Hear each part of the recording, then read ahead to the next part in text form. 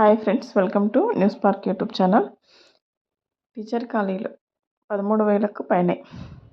ఇప్పటికే 2 సార్లు టెట్ నిర్వహించి డిఎస్సి నోటిఫికేషన్ కోసం ఎదురుచూస్తున్న అభ్యర్థులు 2,50,000 మంది. ఈ ఏడాది ఫిబ్రవరిలోనే వేస్తామని జాబ్ క్యాలెండర్లో సర్కారు వెల్లడించి 7 నెలలు అవుతున్న టీచర్ పోస్టుల భర్తీపై నిర్ణయం ప్రకటించని ప్రభుత్వం. టీచర్ల కొరతే లేదంటున్న విద్యాశాఖ అధికారులు నోటిఫికేషన్ జారీ చేయాలంటున్న అభ్యర్థులు. బీఎడ్, డిఎడ్ అభ్యర్థుల డిఎస్సి నోటిఫికేషన్ కోసం ఆశగా ఎదురుచూస్తున్నారు. ప్రభుత్వం ఎప్పుడెప్పుడు శుభవార్త చెప్తుందా అని కళ్లల్లో ఒత్తులు వేసుకొని చూస్తున్నారు.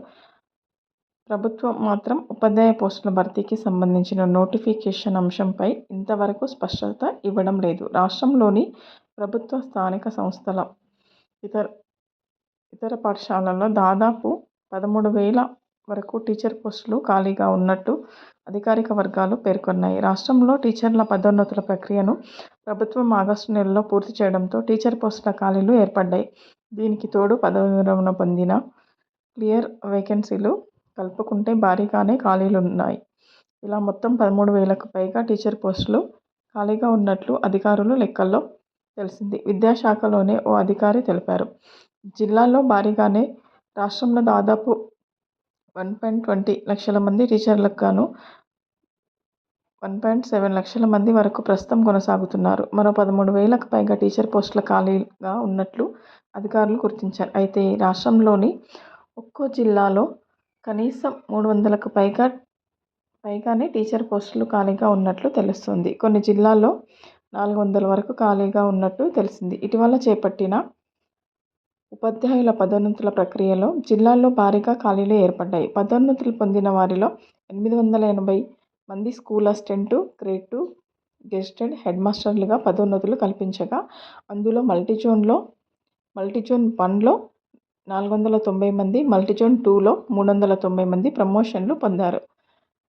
3.574 మంది సెకండరీ గ్రేడ్ టీచర్లు హెచ్ఈటీకు ప్రమోషన్లు ఇవ్వగా, అందులో 811 మందికి ప్రాథమిక పాఠశాల ప్రధానోపాధ్యాయులుగా, 2,763 మంది హెచ్ఈటీలు స్కూల్ అసిస్టెంట్గా ప్రభుత్వం పదోన్నతులు కల్పించింది. ఈ పదోన్నతుల ద్వారా మొత్తంగా 4,454 ఖాళీలు తాజాగా ఏర్పడ్డాయి. దీనికి తోడు గతంలో గుర్తించిన ఖాళీలను కలుపుకుంటే 13,000కు పైగానే ఉన్నట్లు తెలిసింది. ప్రభుత్వం గుర్తించిన ఖాళీల్లో ఎక్కువగా హెచ్ఈటీ పోస్టులే ఉన్నాయి. నోటిఫికేషన్ ఊసెత్తని సర్కార్. త్వరలో గ్రూప్ 2 ఫలితాలు. 2,36,649 మందికి వచ్చిన మార్కులతో జనరల్ ర్యాంకింగ్ జాబితాను ఈ ఏడాది మార్చి 11న వెల్లడించింది.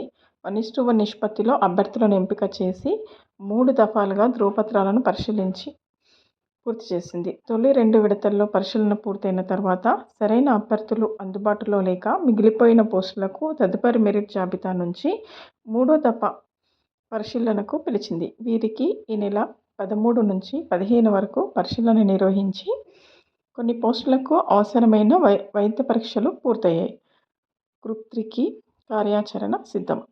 గ్రూప్ 3 సర్వీసులకు 1,383 పోస్టుల భర్తీకి